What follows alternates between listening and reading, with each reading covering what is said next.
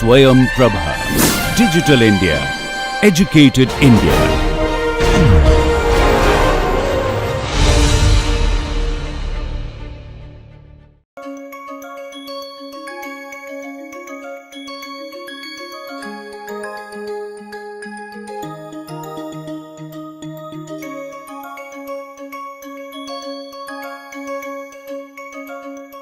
We have been discussing the compressibility characteristics of soils in the previous lecture, and this is where I had introduced the concept of consolidation also. Specifically, I talked about the difference between consolidation and compaction, and I think I highlighted that these are two mechanisms or different mechanisms which occur in the different states of the material. After talking about the computation of settlements in the soil mass because of the external loading, I discussed about the one dimensional consolidation theory which is proposed by Terzaghi, and this is a spring analogy which I discussed in details, followed by the assumptions which are made in the one dimensional consolidation theory proposed by Terzaghi. In today's discussion, I will be talking about the first of all derivation of the one dimensional consolidation equation, which is used to obtain the pore water pressures as a function of time and z, and once the pore water pressures are known, I can obtain the settlements undergone by the soil mass because of the external loading. To begin with,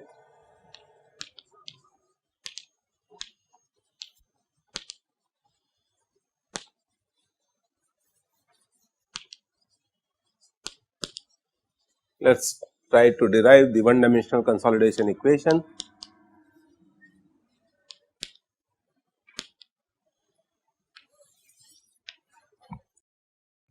If I have the soil mass and if I take an element of the soil mass of depth dz located at a depth of z up to the Cg, and as you remember what we did is we exposed this soil mass to external loading, maintaining the two boundaries which are freely draining.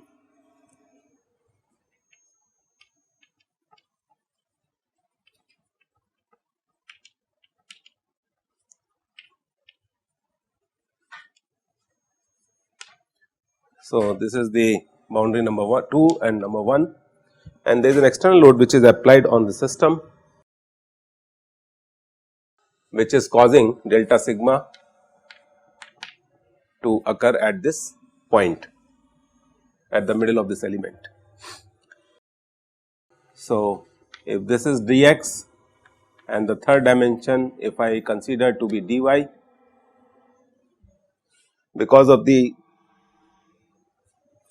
loading the pore water pressures are going to develop, and because of the development of the pore water pressure and due to the vicinity of the draining boundary, there will be a tendency of the soil mass to dissipate the pore water pressures. So, suppose if I assume that in this element there is an influx of the seepage or the discharge, and this is Vx plus del Vx upon del x into dx. So, this is the continuity of the flow which is entering in the system. In this direction I can say this is del Vz upon del z into del z dz. So, I have to reverse the directions of the arrows.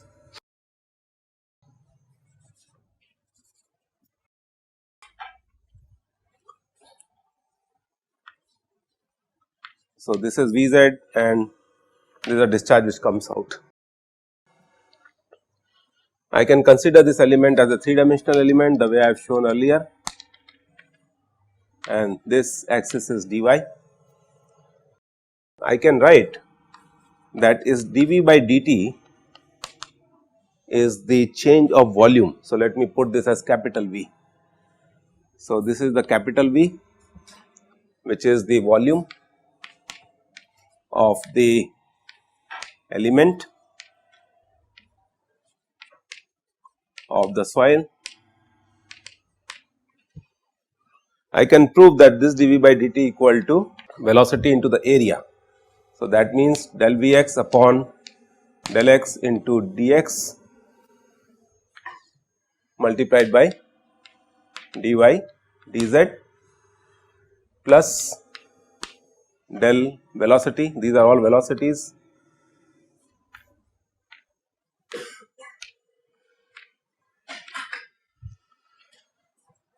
del v by del y into dy del x del z plus del v by del z into dz into dx into dy. I can simplify this as del Vx upon del x plus del Vy over del y plus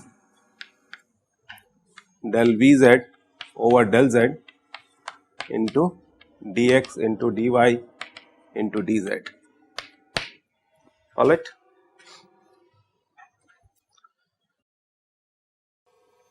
I hope you will realize that I have already subtracted the discharge which is coming out of the element with the discharge which is entering into the element. So, this is the mass balance, all right.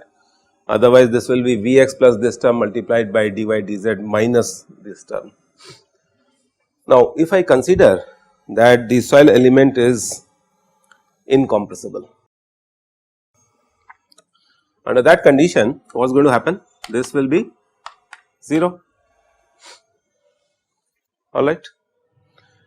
But most of the time soils are compressible as we discussed. So, del V by del T is not equal to 0. Now, the question is, if I assume that the one dimensional consolidation occurring in the system, can I obtain a relationship where I can show what is the value of rate of change of volume with respect to time? Now, this is where we can take help of the relationship which we had developed, delta H upon H equal to delta E upon 1 plus E naught equal to, this was our basic premise. Is this okay? Now, analysis of this leads me to a situation where I would say delta H is equal to mv into delta sigma prime into H. You are agree? This we derived in the last lecture. What is delta sigma prime? Delta sigma prime is the effective stress which is developing at the CG of this element which we have considered because of the external loading. So, this delta sigma z is equal to delta sigma minus delta u, and this delta u is nothing but delta uw. Fine. That means, now if I try to write this function del v by del t, can I write this, that del v by del t will be equal to, if I differentiate this function by substituting it over here, this will be mv is practically constant we are assuming, multiplied by delta sigma will be constant, what is changing is delta uw. So, this becomes minus delta u. I will remove the term w now, it is understood that the water pressure. So, this is going to be del of T multiplied by H is constant. Okay. So, what I have done is I have got a relationship between the coefficient of volume compressibility, the pore water pressure which is developing in the system, and its rate of change multiplied by thickness of the sample. Now, is there a way to get rid of the velocity vectors? I hope you will realize that velocity is nothing but minus k into I.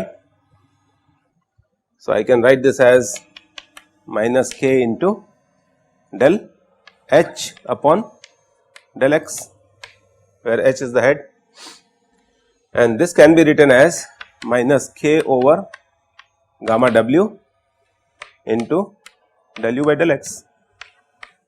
Is this part clear?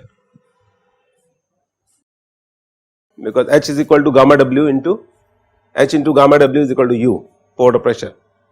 So, this is the relationship I am using.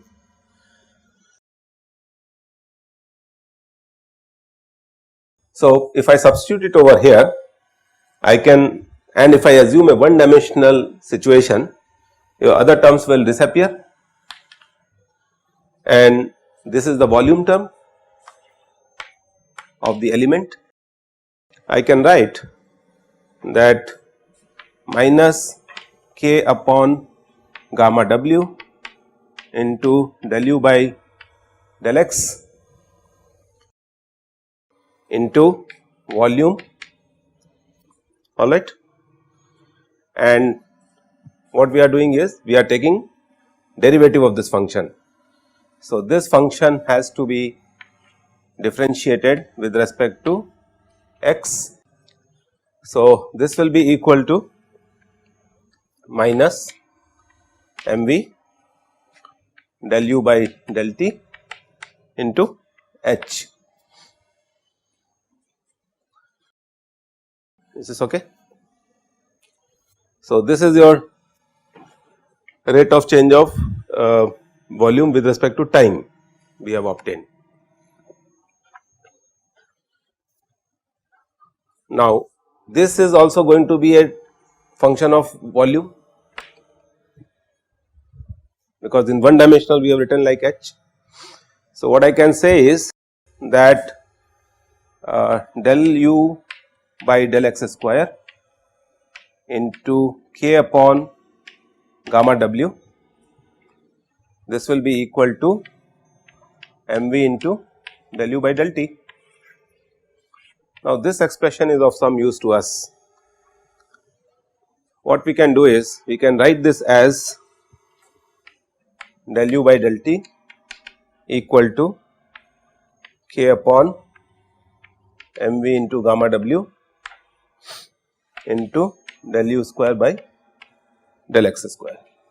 Now, this equation is known as one dimensional consolidation equation, which is proposed by Terzaghi. This term, which is appearing over here, is also defined as Cv .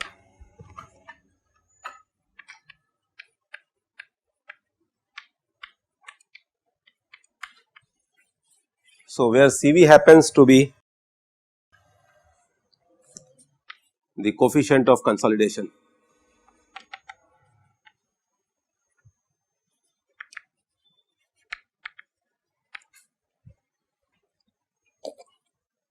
Now, this is what is known as one dimensional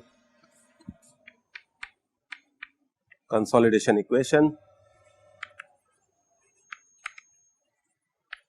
which was proposed by Terzaghi.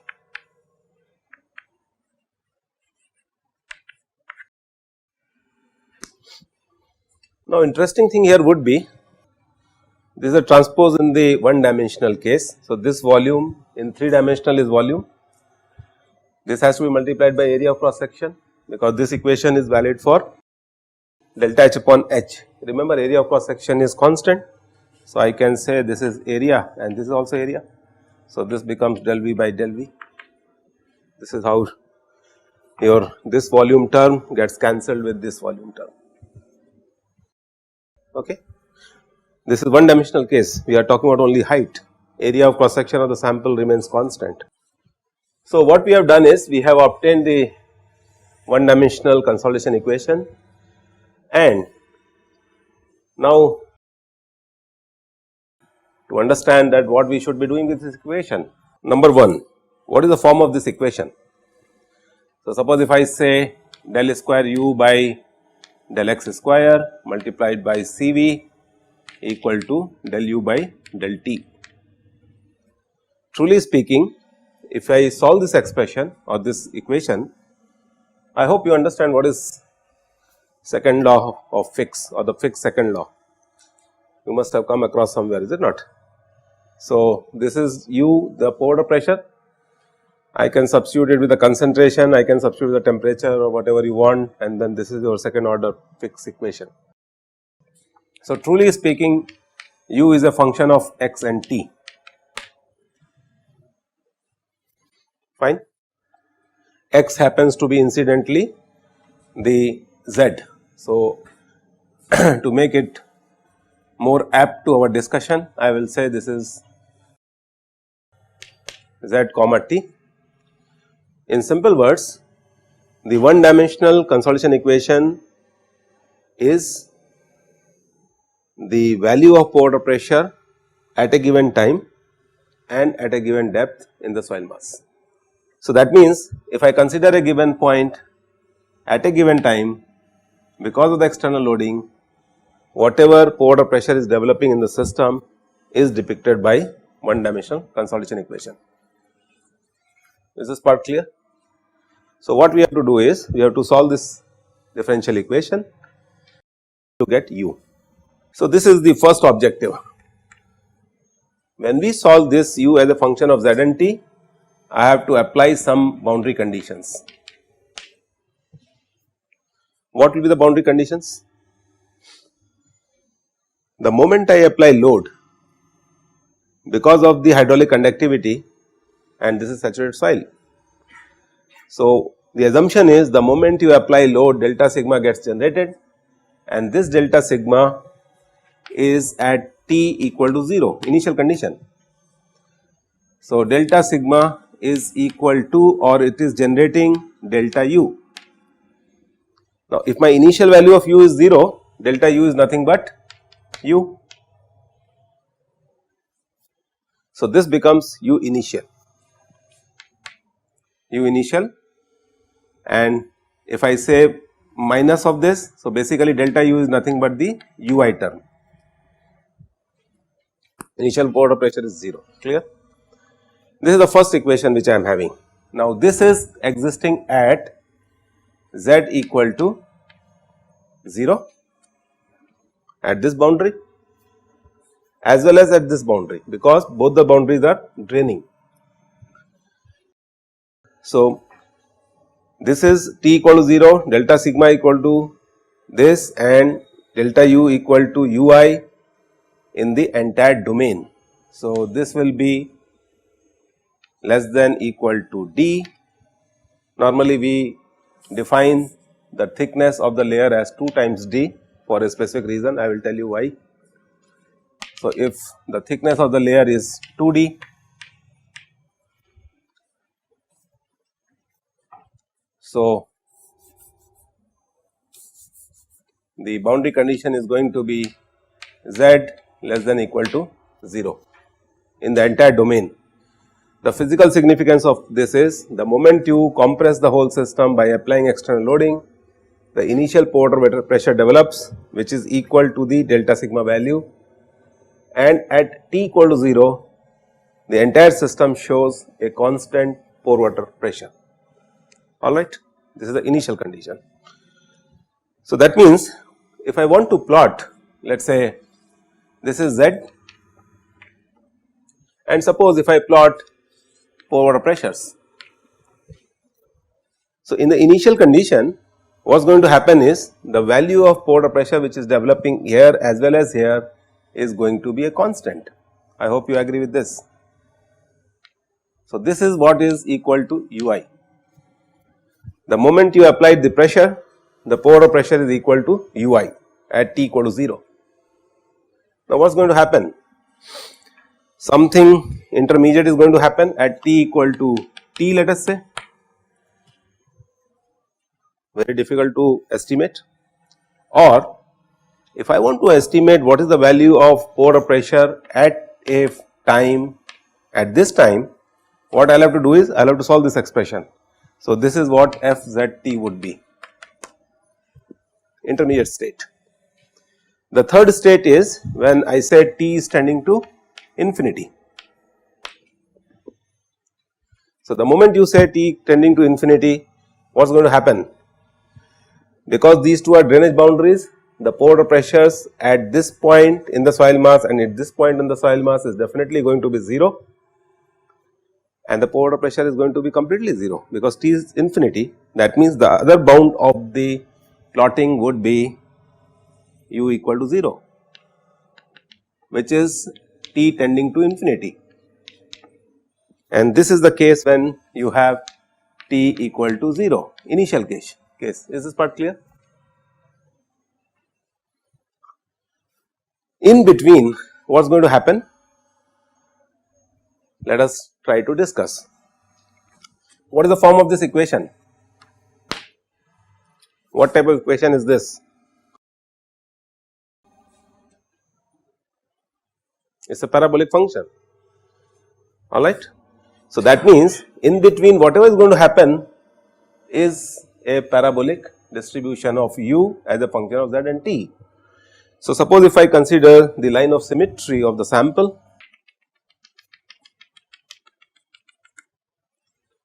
this line of symmetry also defines the symmetry of the drainage boundaries. So, whatever I am doing right now is valid only for the drainage boundaries 1 and 2 put together. If I change the boundary conditions of drainage, this solution is going to change. Now, it so happens that the moment T increases from 0 to some finite value, this is how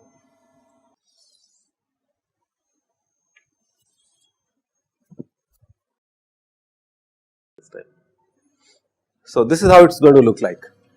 Is this okay? Now, this line is known as an isochrone.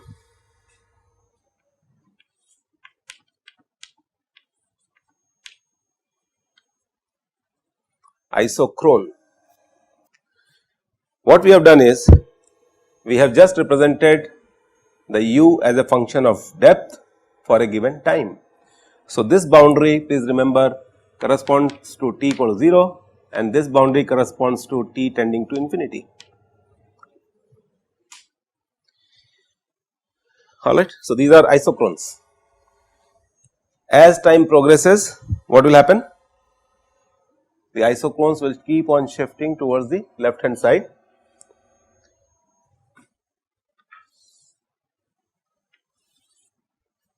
Okay.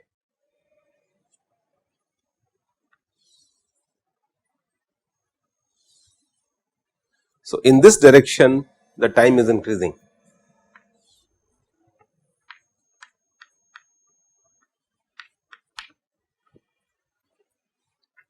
And a stage comes when the pore pressure becomes 0 at t equal to infinity, fine. So, this is the line which you are meeting, this is the initial value.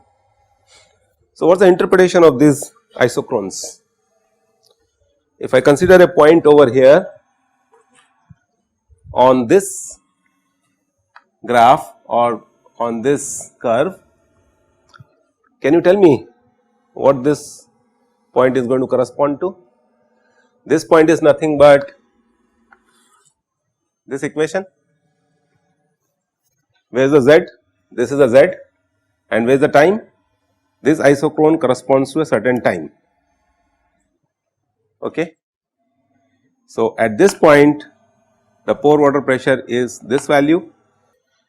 There is a symmetry of the isochrones along the axis of the sample, provided the boundary conditions are same, both sides draining.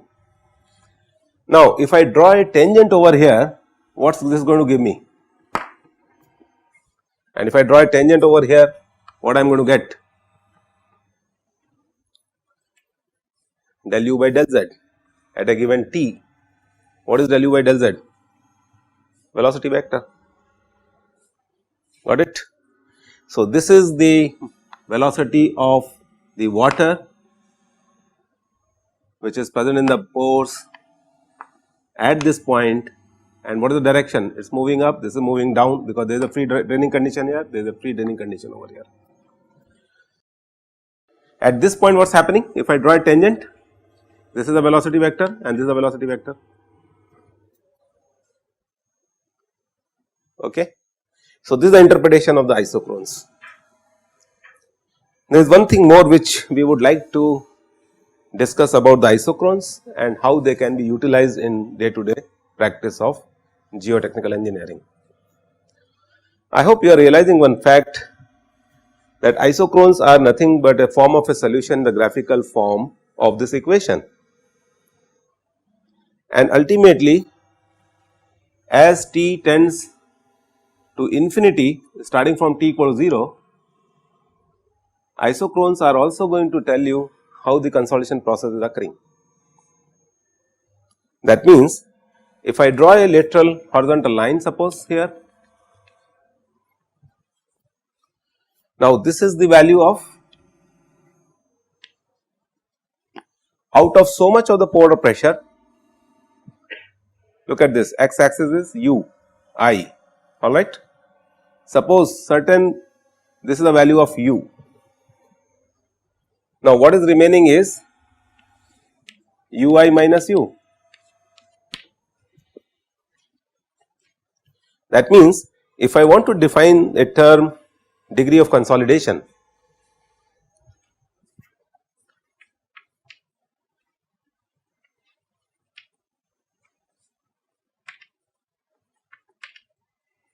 okay. So, degree of consolidation is defined as normally capital U,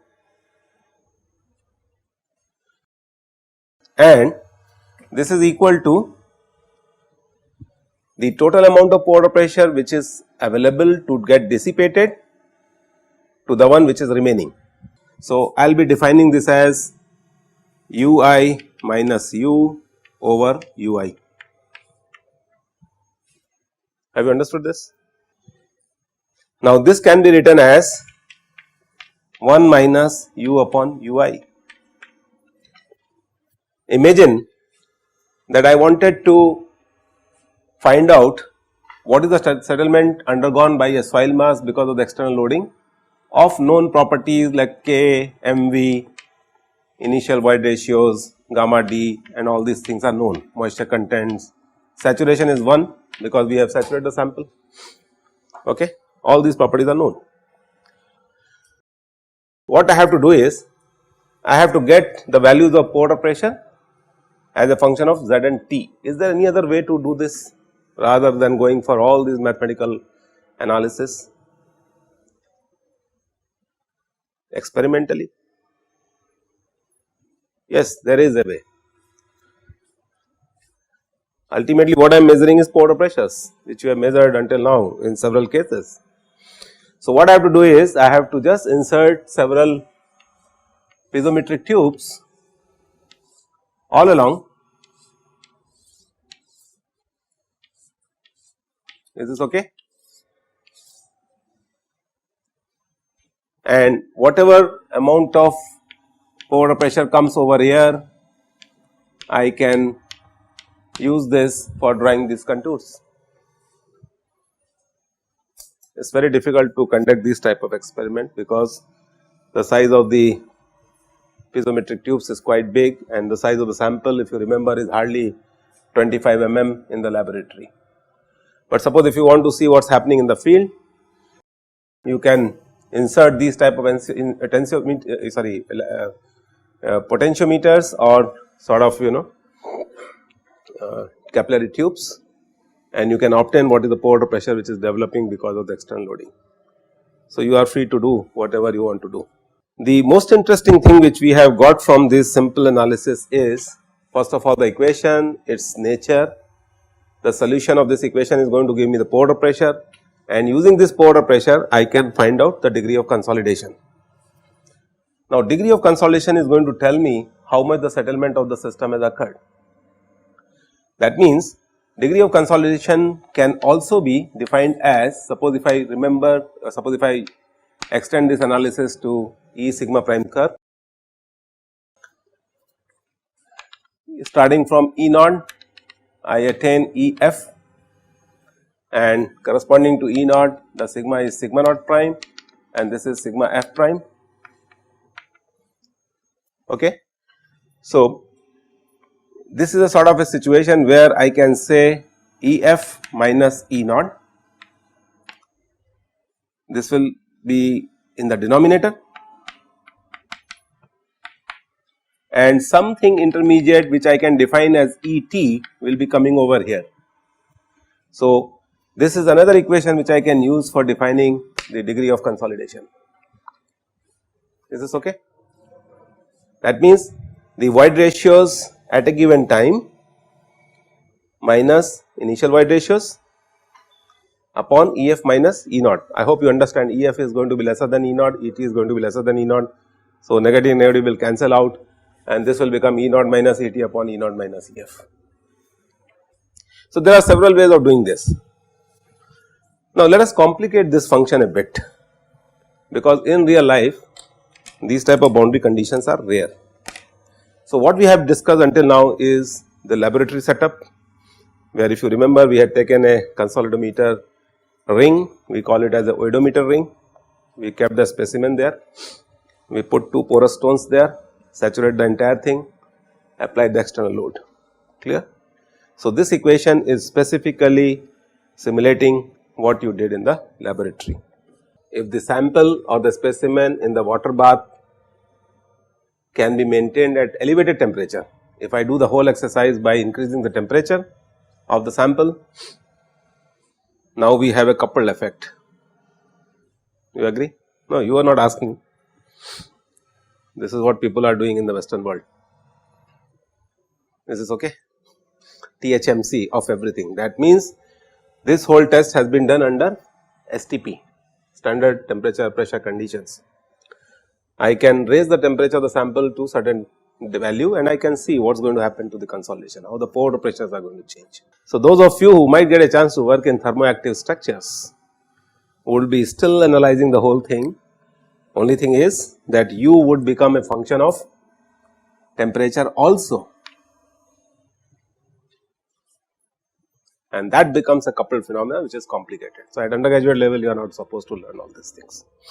A bit more of analysis of this fact which we were discussing.